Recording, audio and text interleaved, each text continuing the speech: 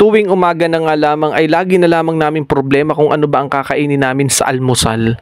Alam nyo yun, yung pagkakagising ninyo sa umaga, ano kaya ang makain? Tapos titingnan mo sa rep, ay nako, mga lutuin.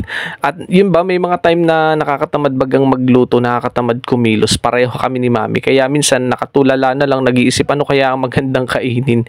Kaya ito, pagkagising namin, nag-decide kami, bumili na lamang ng tinapay at mas madali-daling kainin. Alam nyo yun guys, minsan sa umaga, ano ba yun, lagi na lamang kaming ganito, walang kakainin. Naiisip ko, kami lang ba yung ganun? Na tuwing umaga pagigising, problema, naghahanap kung ano yung madali at pwedeng kainin sa umaga. Kaya ito nga, ito binili namin sa bakery ang tatlong klase ng tinapay. Monay, yung pangmalakasan nating kababayan, at saka yung isa. So nagkape na lamang kami at nagtinapay.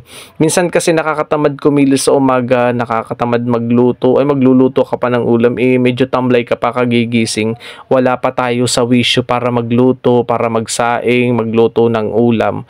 Kaya minsan maganda rin pala na may mga nakatabi tayong mga tinapay or biskwit.